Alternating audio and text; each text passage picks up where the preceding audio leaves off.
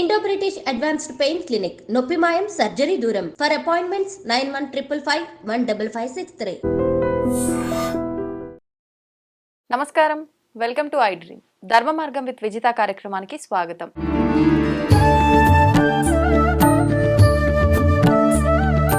ప్రస్తుతం మనతో పాటు ఉన్నారు ప్రముఖ జ్యోతిష్య వాస్తు పండితులు శ్రీ శ్రీ శ్రీ నానాజీ పట్నాయక్ గారు. ఇప్పుడు వారితో మాట్లాడి మనకున్న సందేహాలన్నింటినీ కూడా నివృత్తి చేసే ప్రయత్నం చేద్దాం. నమస్కారం అండి. శ్రీమాత్రే నమః. గురుగారు, ఈ మధ్య కాలంలో చాలా మంది చాలా రకాలుగా చెప్పడం వల్ల తెలియదు, నిజంగా స్వతహాగా వాళ్ళకే సందేహాలు ఉంటున్నాయో తెలియదు, కానీ ఇల్లు శుభ్రం చేసే విషయంలో కూడా చాలా సందేహాలు ఉంటున్నాయండి. అయితే ఏంటి అంటే అందరూ కూడా సాధారణంగా చేసేది శుభ్రం అంతా అయిపోయిన తర్వాత, ఇల్లు క్లీన్ చేసుకోవడం అంతా అయిపోయిన తర్వాతే స్నానాదులు ఆచరించి పూజా కార్యక్రమాలు అవి చేసుకుంటారు. కానీ అది కరెక్ట్ విధానం కాదు. ముందు మనం అసలు చీపురుని కూడా లక్ష్మీదేవిలా భావిస్తాము అని చెప్పి మనం అలా స్నానం చేయకుండా తాకూడదు. ఫస్ట్ మనం శుభ్రం చేసుకున్న తర్వాత, శరీర శుభ్రం తర్వాత ఇల్లు శుభ్రం అని చెప్పి కొంతమంది చెప్తున్నారు. నిజంగా అసలు ఈ శుభ్రం చేసుకునే విధానం ఎలా చేస్తే కరెక్ట్ అంటారు? మంచి ప్రశ్న వేశారు. ఎందుకంటే ఇది ప్రజెంట్ అందరికీ కన్ఫ్యూజన్ లో ఉన్నారు. స్నానం చేసి చీపురు ముట్టుకోవాలా, లేకపోతే స్నానం చేయకముందు శుభ్రం చేయాలా అనేటువంటిది. ఫస్ట్ ఆఫ్ ఆల్ ఇక్కడ మనం శాస్త్రం ఏం చెప్పింది దీనికి అనే దాని మీద మనం చూసుకున్నట్లయితే ఇక్కడ రెండు విధానాలు ఉన్నాయమ్మా. కొన్ని అంటే నార్త్ అటు సైడ్ ఏం చేస్తారంటే ఖచ్చితంగా స్నానం చేసి చీపురు ముట్టుకుంటారు. ఎందుకు అలాగా అంటే కారణాలు రెండు ఉన్నాయి.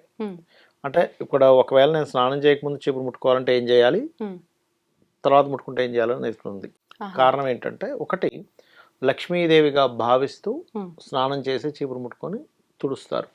ఎందుకు అలాగా అంటే, ఇప్పుడు మొత్తం ఉడిచేటప్పుడు వంటగది వదిలేలేం మనం. వంటగదిలో కూడా ఉడవాలి. ఎందుకంటే వంటగదిలోకి ఎంటర్ అవ్వాలంటే స్నానం చేసి ఎంటర్ అవ్వాలి. అందుకని స్నానం చేసి ఉడుస్తారు. రెండవది, ఇవన్నీ ఉడిచే పనిలో పూజ గదిలో కూడా తుడుస్తాం. అయితే పూజ గదిలో ఇక్కడ ఊడ్చే చీపుడు అసలు వాడకూడదు, గుర్తుపెట్టుకోండి. ఖచ్చితంగా పూజ గదిలో ఒక చిన్న బట్ట పెట్టుకొని తుడవాలి. పనిలో పని అన్ని చేసేసుకుందాం కదా అనుకుంటాం కదా, అప్పుడు మళ్ళీ స్నానం చేయకపోతే మళ్ళీ ఎంటర్ అవ్వలేము. చూడడానికి ఇంతే ఉంటుంది పూజ గది కదా, అక్కడ ఉడిచేటప్పుడే మీకు చాలా చెమట పడుతుంది తెలుసా మీకు. ఎందుకంటే అక్కడ పెద్దగా గాలి రాదు, అక్కడేం ఫ్యాన్లది పెట్టుకోరు ఎవరు కూడా. ఏదో ఏసీ హౌసెస్ ఉంటే దట్ ఈస్ డిఫరెంట్ థింగ్, కానీ air condition, centre air condition ఉంటాయి. బట్ అక్కడ కూడా వాళ్ళకి కొంచెం పని ఎక్కువే ఉంటుంది, మళ్ళీ చెమట కారుతుంది అనేటువంటి భావంతో ఉంటుంటారు. కానీ నేను అనేది ఏంటంటే, ఇంకోటి, ఈ చీపురు ఉడవడంతో పాటు మనం గుమ్మానికి పసుపు కూడా రాస్తాం ప్రత్యేకంగా. మరి గుమ్మానికి పసుపు రాసేటప్పుడు స్నానం చేయకుండా ఉంటే ఎలాగా అని ఈ కాన్సెప్ట్తో చాలామంది ఏం చేస్తారంటే, ఫస్ట్ స్నానం చేసేసి ఉడవాలి అనేటువంటి దాన్ని వాదననే ముందుకు తీసుకొస్తారు. కానీ శాస్త్రం ఏం చెప్తుందంటే, స్త్రీ మరియు గృహం వేరు కాదు, స్త్రీ గృహం ఒకటే. కాబట్టి మీరు ఉడవచ్చు. కాకపోతే పూజ గది ఒకటి అండ్ వంట గది ఒకటి, స్నానం చేసిన తర్వాత ఎంటర్ అవ్వండి అంటుంది. ఫస్ట్ నార్మల్గా ఉడిచేసుకొని పూజ గది ఒకటి బట్టతో తుడిచేసుకోవడం, గుమ్మానికి రాసుకోవడం, అండ్ వంటగది ఒకటి స్నానం చేసిన తర్వాత ఎంటర్ అవ్వండి అంటుంది. అది యాక్చువల్ ఇంకా కరెక్ట్ పద్ధతి. ఎందుకు అంటే, వంటగది అగ్నిభాగం అమ్మ, శుక్రుడు ఉండేటువంటి స్థానం. శుక్రస్థానాలు కానీ అగ్నిభాగాలు కానీ మనము అంటే స్త్రీ కనుక అట్లా స్నానం చేయకుండా ఎంటర్ అవుతే ఆ ఇంట్లో ఫైనాన్షియల్ క్రైసిస్ పెరుగుతాయి.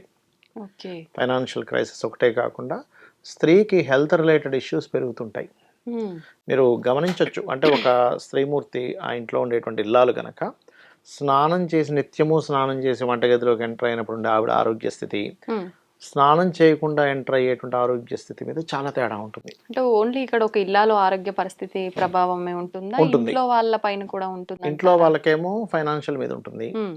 ఈవిడ కూడా ఒకవేళ ఎర్నింగ్ పర్సన్ అయితే ఈవిడికి కూడా కొంత ఫైనాన్షియల్ మీద ప్రభావం ఉంటుంది. ఎందుకు అంటే, సహజంగా ఆస్ట్రాలజికల్గా కానీ వాస్తుపరంగా కానీ ఆగ్నేయానికి శుక్రుడు కారకుడు. శుక్రుడు ఎవరి జన్మజాత చక్రంలో అయినా పాడయ్యాడు అంటే వాళ్ళకి ఫైనాన్షియల్గా ప్రాబ్లం ఉంటుంది. ఎవరికైనా చాట్లో కనుక చూసుకున్నట్లయితే ఎల్లికేతుతో కలిశాడు, లేకపోతే ఆ శుక్రుడు ఏదైనా పాపగ్రహాలతో కలిశాడు, సెకండ్ లార్డ్ పాడయ్యాడు, ఖచ్చితంగా మనం జాతక చక్రం చూసి మీకు ఇక్కడ ప్రాబ్లం ఉంది ఈ దీని పరంగా అని చెప్పొచ్చు. శుక్రుడు అంటే ఎవరో కాదు, భార్యాకారకుడే శుక్రుడు, స్త్రీ కారకుడు శుక్రుడు అవుతాడు. ఇది ఎప్పుడైతే ఈ కాన్సెప్ట్ అక్కడ వీళ్ళు సరిగ్గా అది పాటించలేదో దాని మీద ఎఫెక్ట్ అనేది చూపిస్తూ ఉంటుంది.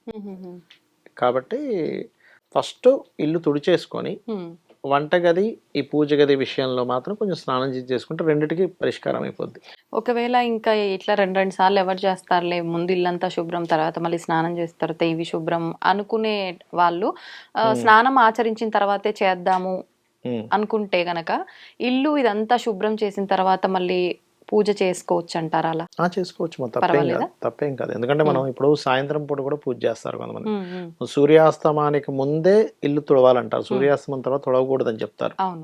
తుడవకూడదు. ఒకవేళ తుడిచినా కూడా అత్యవసరం ఏదైనా పడిపోయింది తుడిచినా కూడా చెత్త తీసుకెళ్ళి బయట వెయ్యం, బయట వేయకూడదు. ఎందుకు అంటే అదొక ఫస్ట్ నుంచి వస్తుంది శాస్త్రపరంగా, అది వేయకూడదని ఉంది అది. కాబట్టి చేయొచ్చు, తప్పేం కాదు. ఇంకోటి ఏంటంటే మెయిన్గా చీపురు, ఊడ్చిన చీపురు కూడా చాలా మంది ఎక్కడ పడితే అక్కడ పెడతారు. ఎక్కడ పడితే అక్కడ పెట్టకూడదు. ఓన్లీ సౌత్ వెస్ట్ అంటే దక్షిణ నైరుతి లేదా పడమర వాయువ్యంలోనే పెట్టాలి. చాలా మంది తిరిగి వాయువ్యంలో పెడతారు. వాయువ్యంలో పెడితే బ్యాంక్ బ్యాలెన్స్ ఉండదు. ఇప్పుడు మీరు చెప్పినట్టుగా అంటే దిక్కులు చూసుకుంటారు, ఓకే. మళ్ళీ ఆ దిక్కులో కూడా పెట్టడం, కింద పెట్టాలా, దాన్ని నిలబెట్టాలా, ఇలా రకరకాల సందేహాలు. మీరు ఎట్లాగైనా పెట్టచ్చు, దానికి ఏం ప్రాబ్లం లేదు. ఆ దిశల్లో చీపురు ఉంటే ఏమవుతుందంటే, ఇప్పుడు దక్షిణ నైరుతిలో ఉందనుకోండి, చీపురు తీసుకెళ్ళి పెట్టాము, వేస్టేజ్ తగ్గుతుంది ఇంట్లో. అప్పటి వరకు పిచ్చిగా అయ్యే ఖర్చులు తగ్గుతాయి దక్షిణ నైరుతిలో ఉంటాయి. ఎందుకంటే చీపురుకు ఉండేటువంటి లక్షణం ఏంటంటే ఉడవడం. ఇంకా పాతకాలం వల్ల అయితే చీపురు చెడవు దగ్గర పెట్టొద్దు అనేవారు. ఎందుకంటే ఇది ఊడ్చేది, ఇది ఎత్తేసేది. ఈ రెండు దక్షిణ నైరుతిలో పెట్టొచ్చు. మళ్ళీ అప్పుడేంటి, వాళ్ళకి వేస్టేజ్ అనేది చాలా తగ్గుతుంది. వేస్టేజ్ జోన్ అంటారు దక్షిణ నైరుత్యో హృదయ పురుషత్యాగ మందిరం అని చెప్పింది శాస్త్రం. లెట్రిన్ బాత్రూమ్స్ అక్కడ కట్టుకోమంటారు, ఎందుకంటే అది వేస్టేజ్ జోన్ కాబట్టి. లేదా డిప్రెషన్ జోన్ లో పెట్టారనుకోండి చీపురు తీసుకెళ్ళి, వాళ్ళకి ఇంట్లో డిప్రెషన్ తగ్గుతుంది, తుడిచేస్తుంది, తీసేస్తుంది. అలాగే డిప్రెషన్, ఇంట్లో ఎక్కువగా డిప్రెస్ అవుతున్నారు అంటే దానికి కారణం ఏంటంటే వాయువ్యానికి పడమరకి మధ్య భాగం ఉంటుంది, దాన్ని పడమర వాయువ్యము అంటారు. దాన్ని ఇంగ్లీష్ లో వెస్ట్ నార్త్ వెస్ట్. ఈ వెస్ట్ నార్త్ వెస్ట్ లో జింక బొమ్మ ఉన్న ఎనర్జీని ఇచ్చేటువంటిది వస్తువు అనమాట జింక. మనకు చూడండి, అది ఎప్పుడు డల్ గా కనబడదు, మనకి ఎప్పుడు ఎనర్జెటిక్ గా అనిపిస్తుంది. అది ఉంటే గనక అక్కడ ఉండేటువంటి డిప్రెషన్ తగ్గడం, ఇంట్లో ఎక్కువగా డిప్రెస్ అవుతున్నారు స్త్రీలు అనుకుంటే చీపురు అక్కడ పెట్టడం చేస్తే కూడా చాలా మటుకు డిప్రెషన్ అనేది తగ్గుతుంది. పొరపాటును కూడా అక్కడ అద్దం ఉండకూడదు. చాలా మంది ఇళ్లలో నేను వాస్తు చూసినప్పుడు ఎక్కువ డిప్రెస్ అవుతున్నాను, మీకు మిర్రర్ ఉందా అంటే చూస్తే అక్కడ మిర్రర్ ఉంటుంది. ఎందుకంటే మిర్రర్ ఎక్స్టెండ్ చేస్తుంది. మీరు అక్కడికి వెళ్ళి మిర్రర్ అక్కడ ఎక్కువగా ఉంచారనుకోండి, ఉదాహరణకి ఏదో పెద్ద మిర్రర్ పెట్టారు అక్కడ, అది ఆ జోన్ ఎక్స్టెండ్ చేస్తుంది. ఖర్చులు ఎక్కువ అవడానికి కూడా కారణం అదే. దక్షిణ నైరుతిలో మిర్రర్ ఉంటుంది, చాలా మంది తెలియక. సో దక్షిణ నైరుతిలో మిర్రర్ ఉంటే వేస్టేజ్లు పెరుగుతాయి, పడమర వాయువ్యంలో మిర్రర్ ఉంటేనేమో డిప్రెషన్ పెరుగుతుంది. కాబట్టి ఈ జాగ్రత్తలు తీసుకుంటూ ఈ ఊడ్చేటువంటి విధానంలో ఒకవేళ స్నానం చేయకుండా ఊడ్చేటట్టయితే వంటగదిని పూజ గదిని వదిలేసి ఊడ్చేసి దాని తర్వాత స్నానం చేసాక వంటగది పూజ గది శుభ్రం చేసుకుంటే సరిపోతుంది. ప్రాబ్లం అనేది. అయితే ఇప్పుడు ఈ శుభ్రం చేసే నీటిలో కూడా ఇంట్లో ఉండే నెగిటివ్ ఎనర్జీస్ పోవాలి అని అంటే చాలా మంది అప్పుడప్పుడు కొంచెం ఉప్పు, కల్లుప్పు గానీ లేదంటే చిటికెడు పసుపు వేసి గానీ ఇలా చెప్తూ ఉంటారు. నిజంగా ఇలా చేస్తే ఫలితం ఉంటుందా? ఉప్పుకి ఒక లక్షణం ఉంది. మీకు ఎందుకు, చిన్నపిల్లలు ఏడుస్తుంటే కూడా మనం ఉప్పు తీసి ఇలా తిప్పగానే వెంటనే ఆపేస్తారు. ఉప్పుకునేటువంటి ఎనర్జీ అది. సో ఇంట్లో ఒకవేళ ఎక్కువ నెగిటివ్ ఎనర్జీ ఫామ్ అయింది అన్నప్పుడు, అంటే కొంతమంది కొన్ని నెలల పాటు ఇంట్లో ఉండరు, రెంట్కి ఇద్దాం అనుకుంటారు, కుదరదు, మళ్ళీ వాళ్ళే వెళ్ళి ఉంటారు.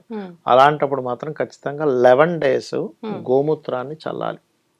గోమూత్రం 11 days చల్లి కల్లుప్పు కలిపిన వాటర్తో తుడిచేసేయాలి. కొంచెం పసుపు అది వేస్తే నెగిటివ్ ఎనర్జీ అనేటువంటిది పోతుంది. సాంబ్రాణి, ఒరిజినల్ సాంబ్రాణి దొరుకుతుంది, ఆ సాంబ్రాన్ని ఇంట్లో వేస్తే కూడా చాలా మటుకు నెగిటివ్ ఎనర్జీస్ అనేవి పోతాయి. ఖచ్చితంగా మీరు కొన్ని రోజులు ఇల్లు కనుక మూసి పెట్టారు అంటే 100% అక్కడ ప్రేతం వస్తుంది. ప్రేతం కనుక ఇంట్లో ఉంది అంటే తరచూ వాళ్ళు అనారోగ్యాలు పాలవడము, మాటిమాటికి చిన్న చిన్న విషయాలకు గొడవలు రావడం జరుగుతూ ఉంటాయి. ఎందుకంటే వాటికి అలా అవతల వాళ్ళు కొట్టుకుంటే దానికి ఆనందం అనమాట ప్రేతానికి. అందుకని అవి అట్లా క్రియేట్ చేస్తుంటాయి. అది మన మాంసనేత్రానికి కనబడ చెప్పినా నమ్మే ఇది చాలా మంది నమ్మరు దాన్ని, బట్ ఉంది. ఎందుకంటే ఇది నేను చెప్తున్న విషయం కాదు, ఇది అగ్ని పురాణాల్లో ఉన్నాయి ఈ విషయాలన్నీ కూడా. గరుడ పురాణంలో ఉంది క్లియర్ గా. ఓకే, అంటే ఇటువంటి అన్ని పోవాలంటే మనం ఒక ఉప్పు వేసి క్లీన్ చేసుకున్నంత క్లీన్ చేసుకోవడము, ఇంట్లో కాస్త లలితా సహస్రనామాలు మార్నింగ్ అండ్ ఈవినింగ్ ప్లే చేయడము, ఇవి ఖచ్చితంగా మంచి ఫలితాలు ఇస్తాయి. ధన్యవాదాలు గురుగారు. శ్రీమాత్రే నమః.